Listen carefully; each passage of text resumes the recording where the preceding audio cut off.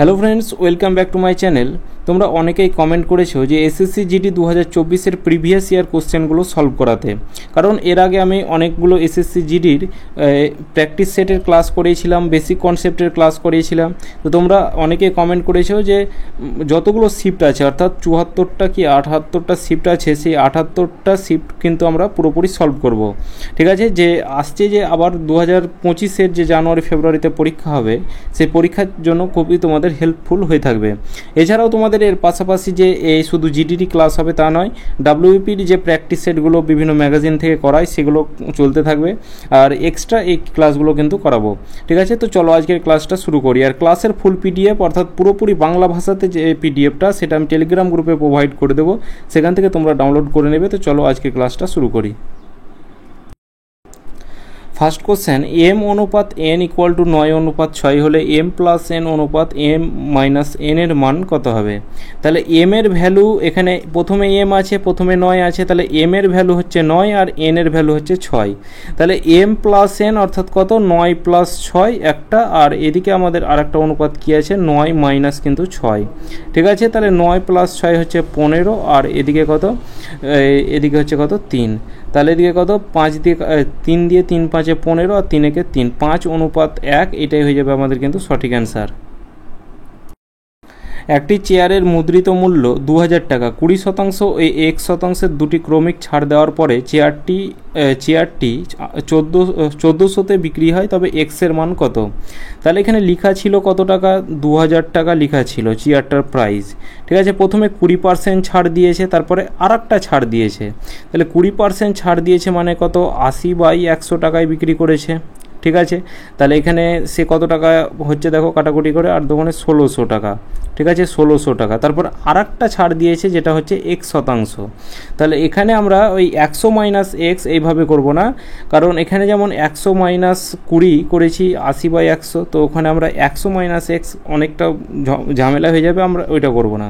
প্রথমে কি করব? 2000 টাকা লিখলাম, 2000 টাকার 20% ছাড় লিখলাম, কত টাকা হলো? 1600 টাকা। এরপরে আর একটা ছাড় দিয়েছে, ছাড় দেওয়ার পর যে টাকাটা হয়েছে সেটা কত হয়েছে? 1400 টাকা।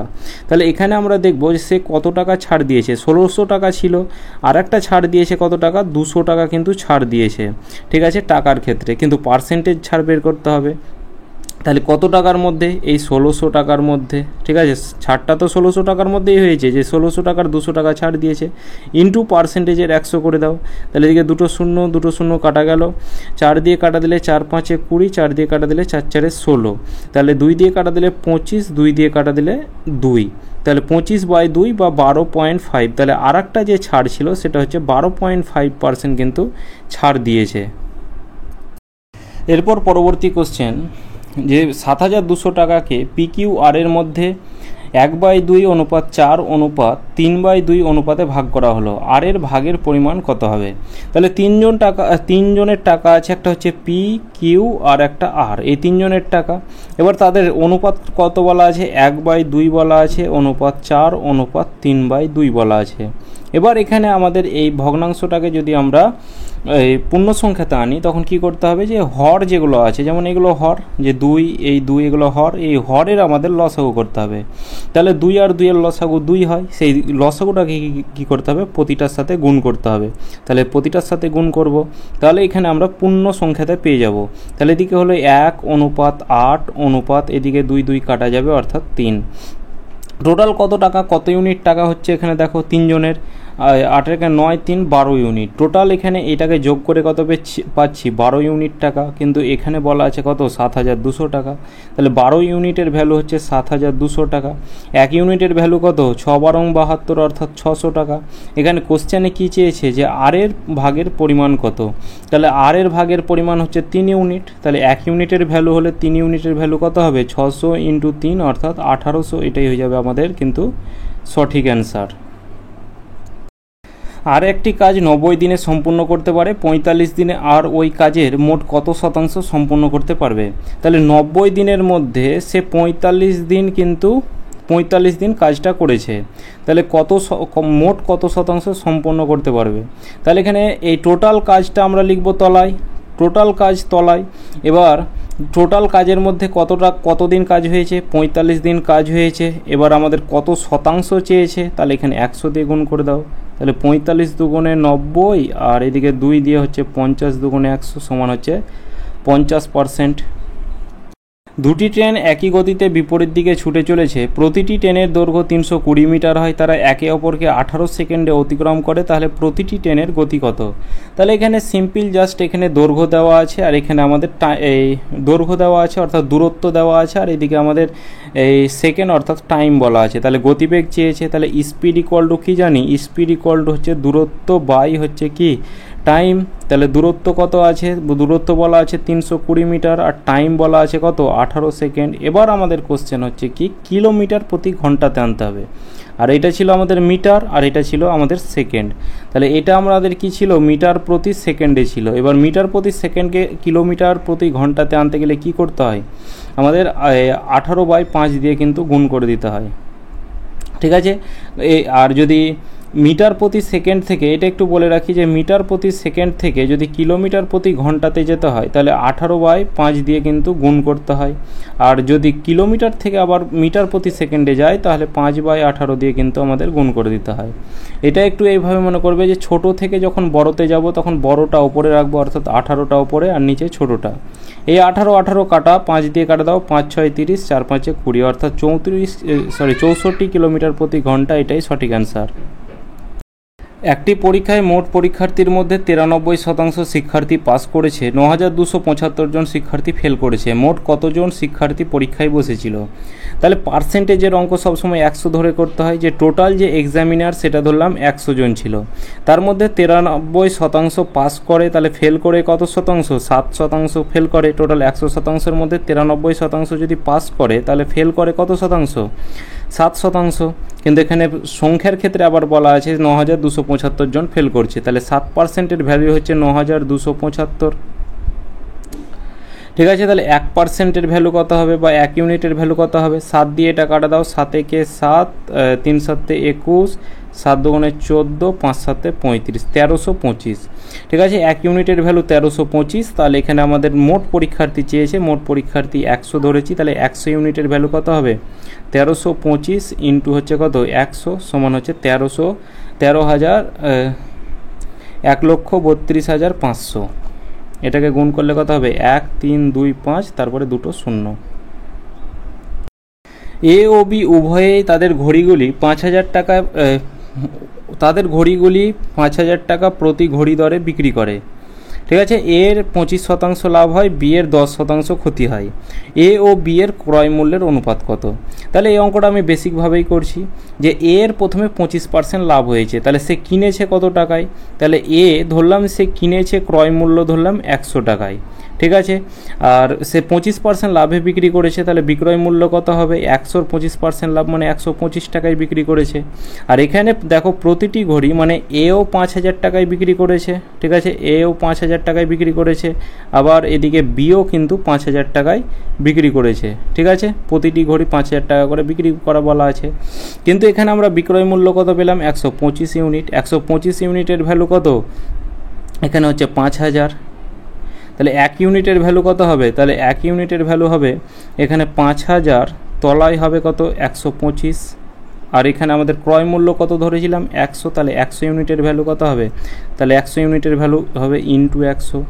25 দিয়ে কাটা দাও, 5 25 সঙ্গে 125, 25 দিয়ে কাটা দাও 4, 5 দিয়ে কাটা দাও, 5 দিয়ে হচ্ছে 1000, এদিকে হচ্ছে 4,000 টাকা, তাহলে 100 ইউনিটের ভ্যালু 4,000 টাকা পেলাম, এটা হচ্ছে ক্রয় মূল্য।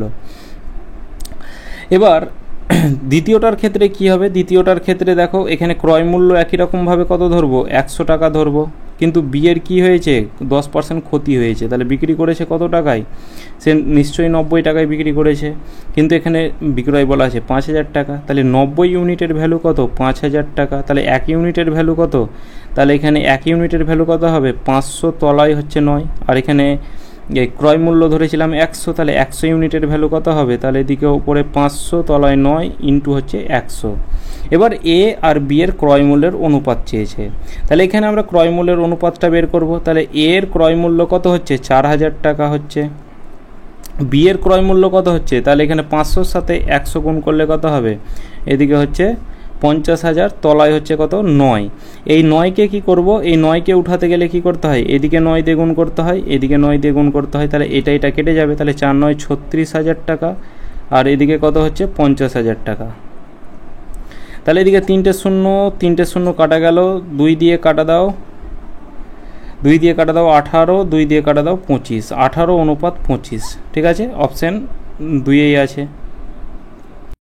কোশ্চেন 8, প্রথমে আমাদের এই বদমাস নিয়মে কি বলা আছে, প্রথমে আমাদের ব্র্যাকেটের কাজটা করতে হয়। তাহলে 7 আর 33 যদি যোগ করি তাহলে কত হবে, 7 আর 33 যোগ করলে হবে 40 গণিত, 44কে 2 দিয়ে ভাগ করলে কত হবে 22 গণিত, 5 5 25, মানে 5-এর সাথে 5 গুণ করলে 25। এবার এটাকে যদি গুণ করি তাহলে কত হবে, দেখো 25 দুগুণে 50-এর 0, আর এদিকে হচ্ছে 25 দুগুণে 50, আর 5-এ 55, আর এদিকে হচ্ছে 40, তার সাথে 40 আবার গুণ করতে হবে। তাহলে এদিকে 2টো 0 তো অলরেডি হচ্ছেই, 4 5 20 শূন্য, হাতে থাকলো 2, 4 5 20, আর 2 22,000 টাকা। কোশ্চেন 9, যে যদি একটি আয়তক্ষেত্রের দৈর্ঘ্য 14.28 শতাংশ বৃদ্ধি করা হয় তাহলে ক্ষেত্রফল একই রাখার জন্য প্রস্থকে কত শতাংশ কমাতে হবে।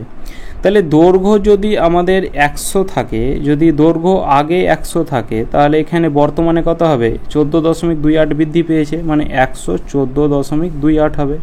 এবার দশমিক উঠিয়ে কি করলাম, তলায় আমরা 100 দিয়ে ভাগ করে দিলাম, যেহেতু দশমিকের পর দুটো সংখ্যা আছে তাই 1-এর পর দুটো শূন্য দিয়ে ভাগ করলাম।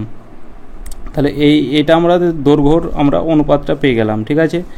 এবার এই তলার 100টা যদি উঠাতে চাই তাহলে এদিকেও আমাদের 100 দিয়ে গুণ করতে হবে, এদিকেও 100 দিয়ে গুণ করতে হবে, তাহলে 10,000 হয়ে গেল, আর এদিকে হলো 11,428।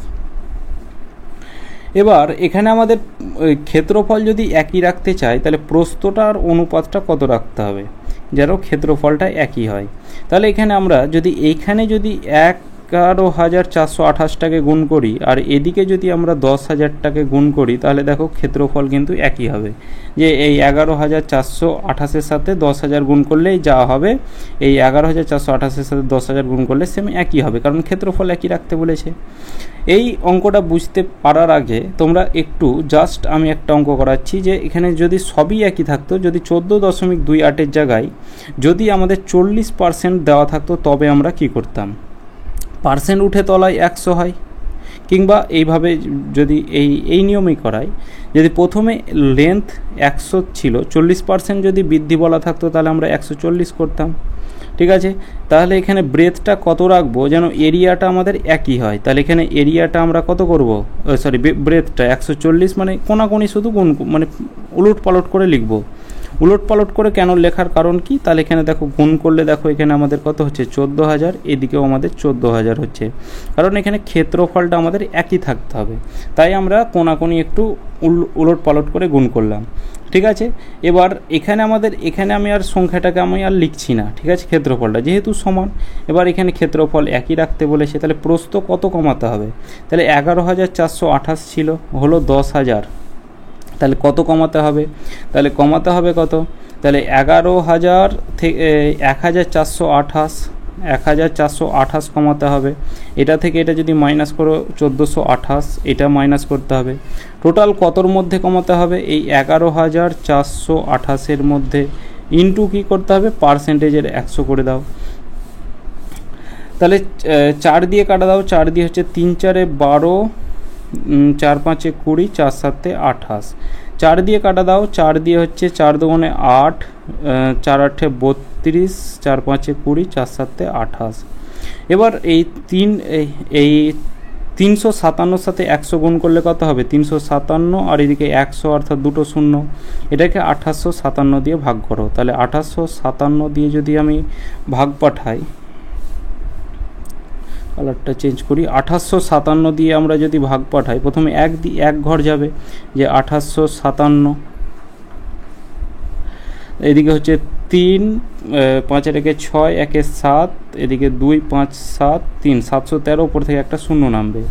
1857 সাথে যদি আমরা 3 গুণ করি তাহলে দেখো 3 2 6,000, 3 8 24, 8,000 অনেকটা বেশি হয়ে যাচ্ছে, তাহলে আমাদের 2 দিয়ে পাঠাতে হবে, তাহলে 12, এরপর 2 দিয়ে আমরা আর দেখবো না, দেখো অপশানে 12 অর্থাৎ 1 2 দিয়ে একটাই অপশান আছে, ঠিক আছে। এরপরে আবার দশমিক নিয়ে শূন্য নিতে হবে, তো আমাদের যেহেতু 1 2 দিয়ে যেহেতু অপশান পেয়ে গেছি, তাহলে অপশান এ হয়ে যাবে সঠিক অ্যান্সার।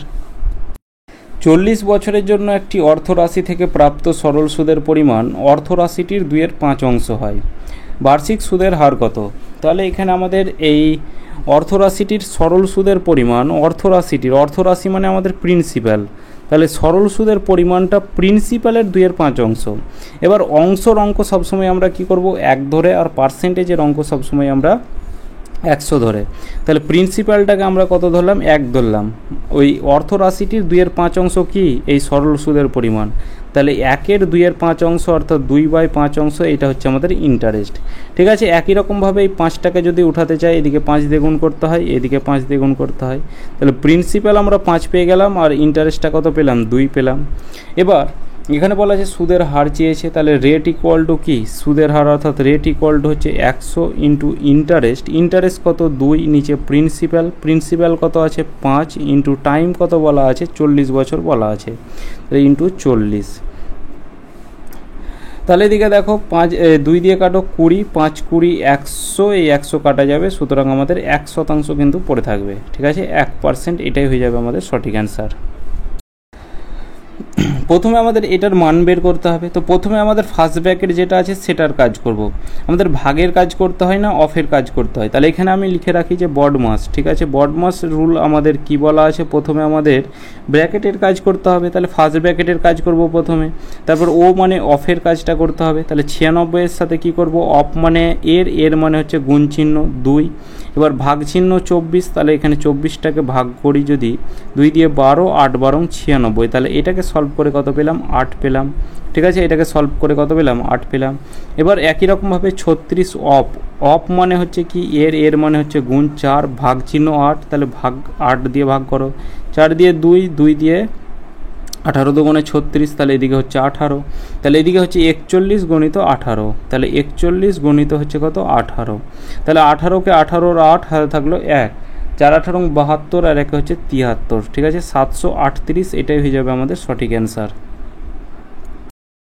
একটি বছরের প্রথম 3 মাসে স্বপ্নার গড় মাসিক ব্যয় 1100, পরবর্তী 5 মাসে 1000 এবং শেষ 4 মাসে 1200 টাকা ছিল, মোট বার্ষিক সঞ্চয় 1300 হয়। তাহলে স্বপ্নার গড় মাসিক আয় কত ছিল?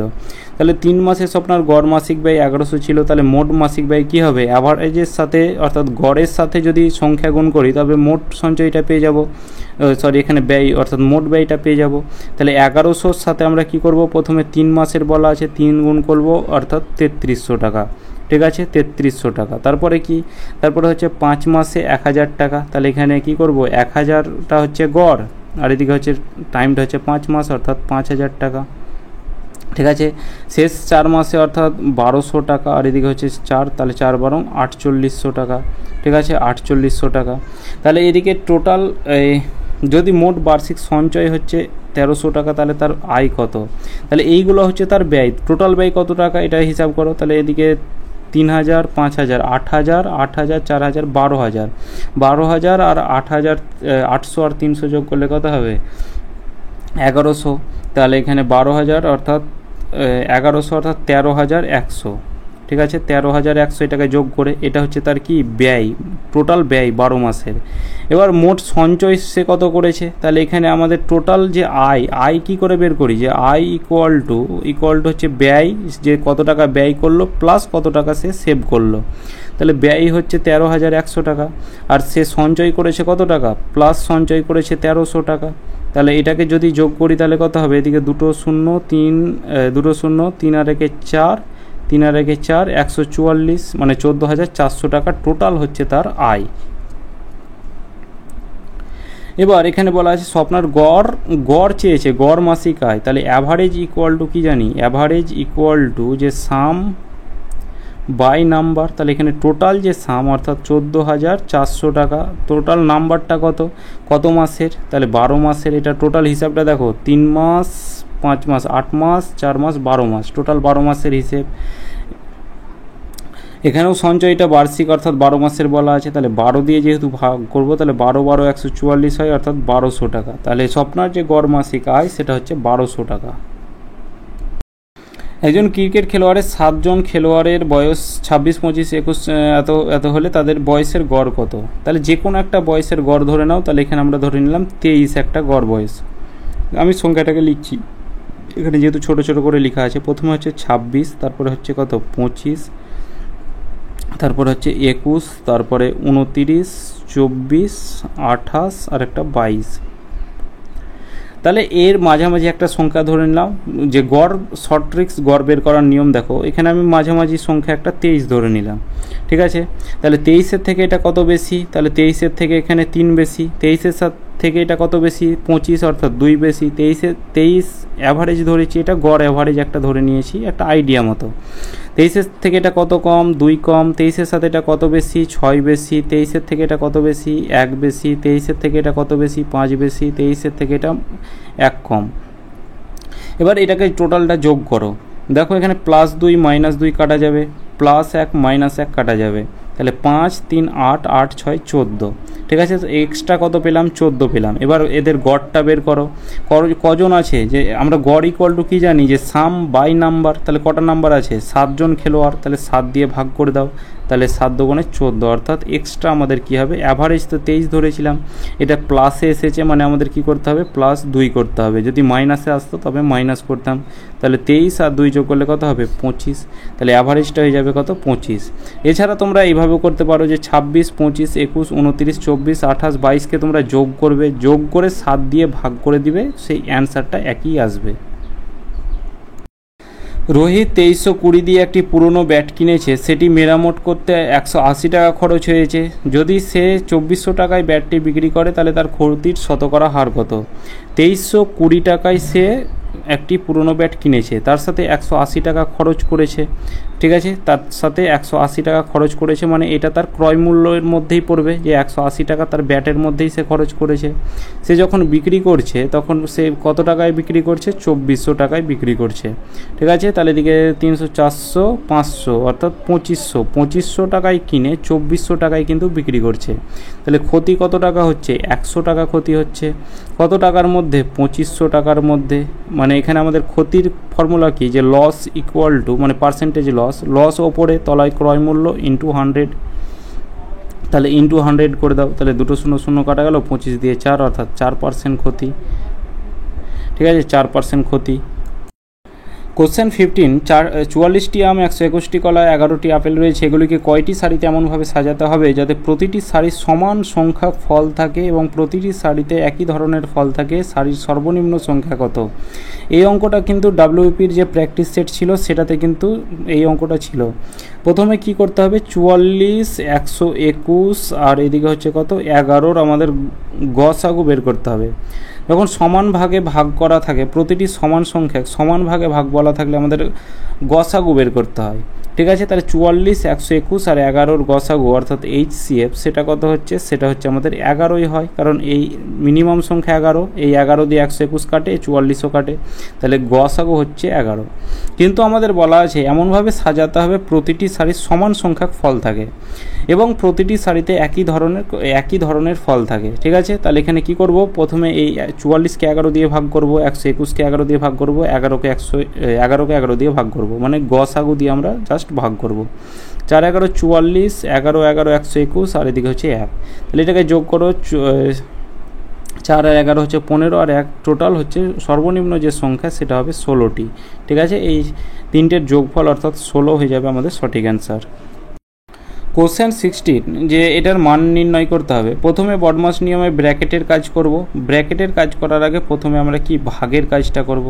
তাহলে এই 24কে যদি আমরা 72কে 24 দিয়ে ভাগ করি তাহলে কত হবে 3 হবে, 3কে 175 দিয়ে গুণ করতে হবে, তাহলে 175 ইন্টু 3 প্লাস 5, তাহলে 3 5 15, 5 হাতে থাকলো 1, 3 7 21 আর 1 22, 2 হাতে থাকলো 2, 3 1 2 2 5 আর এদিকে 5 যোগ করতে হবে অর্থাৎ 530। তার বাইরে কি আছে ইন্টু 20 আছে, তা আর ভাগ চিহ্ন 2 আছে, ঠিক আছে। তাহলে এখানে ভাগ চিহ্ন অর্থাৎ 2 করে দাও, তাহলে 2 দিয়ে এটা কাটো অর্থাৎ 10 হচ্ছে, তাহলে এদিকে 5 3 2 0। একজন শিক্ষার্থী একটি পরীক্ষায় 75% নম্বর পায়, যা হলো 60% নম্বর পাওয়া এক শিক্ষার্থীর প্রাপ্ত নম্বরের চেয়ে 30 নম্বর বেশি পায়, পরীক্ষায় পূর্ণ মান কত।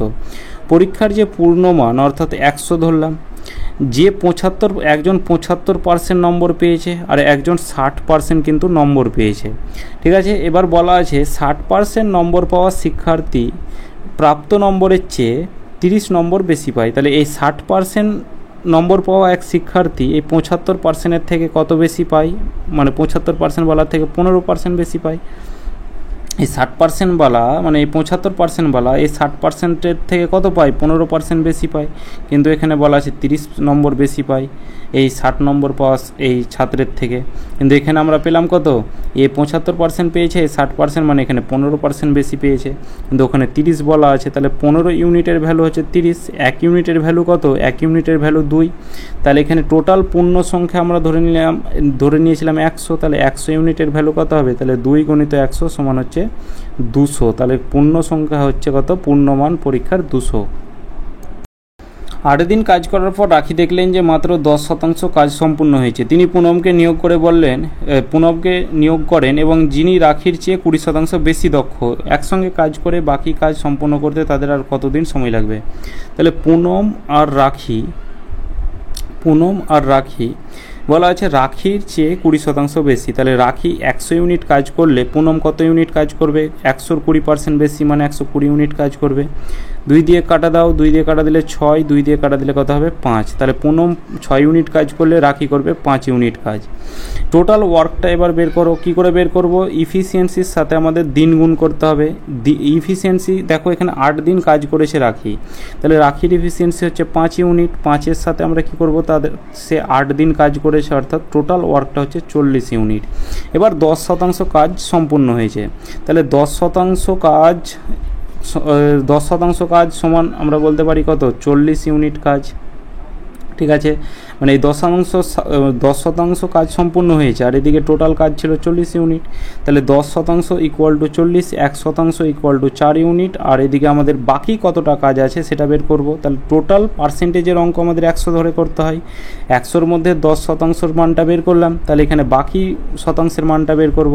মানে 10% সমান 40 ইউনিট কাজ, 1% সমান 4 ইউনিট কাজ, তাহলে বাকি হচ্ছে কত, আর 90 ইউনিট আছে কাজ। তাহলে এখানে বাকি হচ্ছে 90%, তাহলে 90 ইউনিট ইকুয়াল টু কত, 4 9 36, অর্থাৎ 360 ইউনিট। তাহলে বাকি কাজটা হচ্ছে আমাদের 360 ইউনিট। এই 360 ইউনিট কাজটা কে করবে, তারা একসঙ্গে কাজটা করবে, পুনম প্লাস রাখি। তাহলে তারা দুজনে মিলে কত ইউনিট কাজ করবে, 5 আর 6 11 ইউনিট। 11 ইউনিট করে এই বাকি কাজ অর্থাৎ 90 ইউনিটের কাজ, 90 ইউনিট কাজ সমান কত, 360 ইউনিটের কাজ। তাহলে এই 360 ইউনিটের কাজ তারা দুজনে মিলে এই 360/11 দিনে কাজ করবে, ঠিক আছে। অপশন 4। একটি অর্থরাশিকে চক্রবৃদ্ধি সুদে বিনিয়োগ করা হলে তা 10 বছরে নিজেই দ্বিগুণ হয়ে যায়, কত সময়ে এটি 4 গুণ সবৃদ্ধি মূল দেবে। তাহলে এখানে দ্বিগুণ হচ্ছে কোনো প্রিন্সিপাল, সেটা দ্বিগুণ হয়ে গেল আমাদের, সেটা হয়ে গেল আমাদের অ্যামাউন্ট, ঠিক আছে। তাহলে অ্যামাউন্ট ইকুয়াল টু কী জানি, যে অ্যামাউন্ট ইকুয়াল টু পি ব্র্যাকেটে 1 + r/100 ব্র্যাকেটের বাইরে n, এটা আমাদের ফর্মুলা। আর এন আমাদের কত বলা আছে, এন বলা আছে 10 বছরে সেটা দ্বিগুণ হয়ে যাচ্ছে, ঠিক আছে। তাহলে এই পি তো কাটা যাবে, তাহলে কত বছরে সেটা 4 গুণ হবে। তাহলে এটা যেটা দ্বিগুণ হয়েছে 2p, সেটা আমাদের 4p করতে হবে। তাহলে এখানে আমরা 2-এর স্কোয়ার যদি নিয়ে নিই তাহলে আমাদের কত হবে, 4 হবে। এদিকে 1 + r/100 পড়ে আছে, আর এদিকে যখন 2 গুণ করলাম তখন এদিকেও আমাদের 2 গুণ করতে হবে। তাহলে এদিকে কত, 20 বছরে সেটা আমাদের 4 গুণ হবে, ঠিক আছে। 20 বছরে সেটা 4 গুণ হবে। একটি পণ্যের বিক্রয় মূল্য এত টাকা, 25% ছাড় দেওয়া হয়, পণ্যটির মুদ্রিত মূল্য কত টাকা। 25% ছাড়, 25% উঠে কি হয়, 25% উঠে তলায় 100 হয়, ডিসকাউন্ট, অর্থাৎ এই 25 এটা হচ্ছে 1/4 ডিসকাউন্ট। ডিসকাউন্ট বলা থাকলে নিচেরটা হয়ে যায় কি, মার্কেট প্রাইস, যে 4 ইউনিট মার্কেট প্রাইস হয়, তো 1 টাকা ডিসকাউন্ট দিয়ে বিক্রয় মূল্য কত হবে, সেটা হবে আমাদের 3 টাকা। মার্কেট প্রাইস মানে কি, আমাদের মুদ্রিত মূল্য, যেটা লিখা দাম থাকে। আর এখানে 1 টাকা ডিসকাউন্ট দিয়ে সে বিক্রি করেছে কত, 3 টাকায় বিক্রি করেছে, কিন্তু এখানে বলা আছে এই টাকাটাই বিক্রি করেছে। তাহলে 3 ইউনিটের ভ্যালু হচ্ছে 5175। তাহলে 1 ইউনিটের ভ্যালু কত হবে, তাহলে 3 একে 3, 3 7 21, 3 2 6, 3 5 15, 1 ইউনিটের ভ্যালু এটা। তাহলে এখানে পণ্যের মুদ্রিত মূল্য কত, তাহলে এখানে মুদ্রিত মূল্য 4 ইউনিট। তাহলে এই 1 ইউনিটের ভ্যালু এত হলে 4 ইউনিটের ভ্যালু কত হবে, তাহলে এটার সাথে গুণ করে দাও, 1725। তাহলে 4 5 20, 0 হাতে থাকলো 2, 4 2 8, 2 10, হাতে থাকলো 1, এর সাথে 28, 1 29, 4 × 4 2 6 69, 6900। ঠিক আছে, পণ্যটির যে মুদ্রিত মূল্য অর্থাৎ চিহ্নিত মূল্য 6900। তো এটাই আমাদের 20টা কোশ্চেন ছিল। তো আজকের ক্লাস এতদূর পর্যন্ত। ক্লাসটা কেমন লাগলো অবশ্যই কমেন্ট করে জানাবে। তো চলো দেখা হচ্ছে নেক্সট ক্লাসে।